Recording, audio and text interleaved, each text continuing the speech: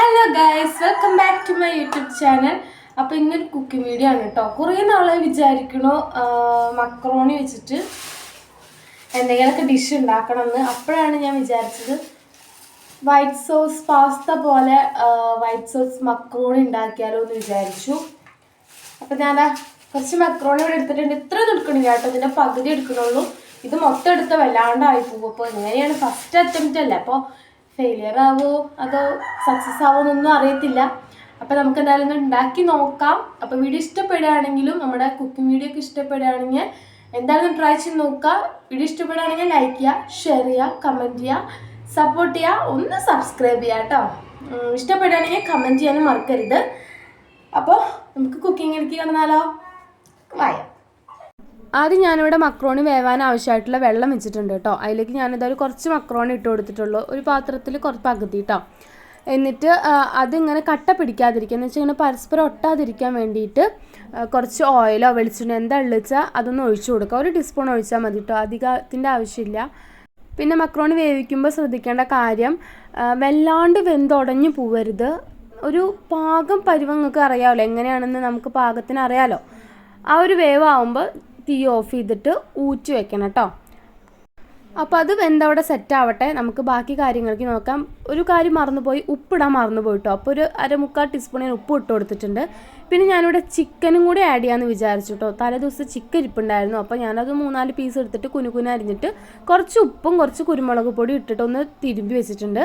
അത് കുറച്ച് വെളിച്ചെണ്ണ ഒഴിച്ചിട്ട് നമുക്കിതൊന്ന് പൊരിച്ചെടുക്കാം കേട്ടോ. ജസ്റ്റ് ഒരു ടേസ്റ്റിന് വേണ്ടിയിട്ട് ഇടണമെന്ന് മാത്രമല്ല കേട്ടോ, വല്ലാണ്ടൊന്നും ഞാൻ ചിക്കൻ എടുത്തിട്ടില്ല.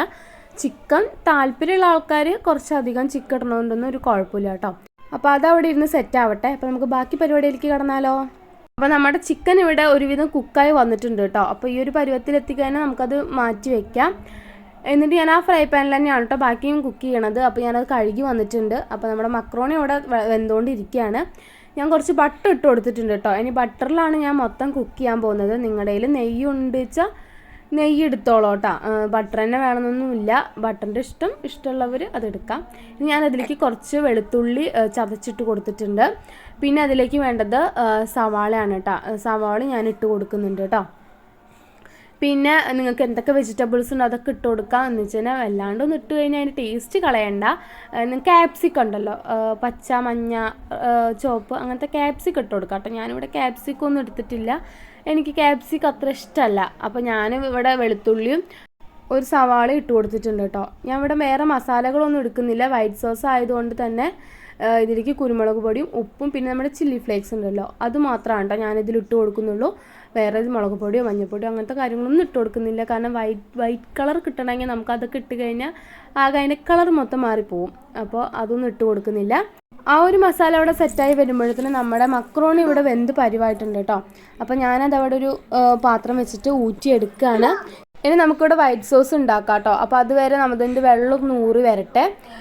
കുറച്ച് ബട്ടർ ഞാൻ വീണ്ടും ഇട്ട് കൊടുത്തിട്ടുണ്ട്. അത് നന്നായിട്ട് ഒന്ന് മെൽറ്റായി വരുമ്പോൾ ഞാനിവിടെ 2 ടേബിൾ സ്പൂൺ മൈദയാണ് എടുത്തിട്ടുള്ളത്.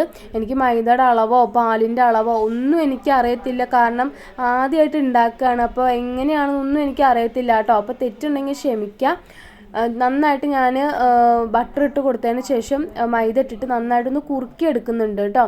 ഒരു സോസ് പരുവത്തിലായി കിട്ടണം എന്നാണ് ഞാൻ വീഡിയോയിൽ കണ്ടത്. ഈ ഒരു പരുവത്തിൽ കിട്ടണത്ര, കാരണം മൈദയുടെ പച്ചമണമൊക്കെ ഒന്ന് മാറി ഒന്ന് സെറ്റായിട്ട് വരണം. അപ്പോൾ ഞാൻ അതിലേക്ക് പാൽ ഒഴിച്ചു കൊടുത്തിട്ട് പാലിൻ്റെ അളവ് എനിക്ക് കറക്റ്റായിട്ട് അറിയണ്ടായിരുന്നില്ല. കാരണം പാൽ ഞാൻ ഒഴിച്ചു കൊടുത്ത് 2 ഇളക്കിയപ്പോഴത്തേന് അത് കട്ട പിടിച്ച് വന്നു കേട്ടോ.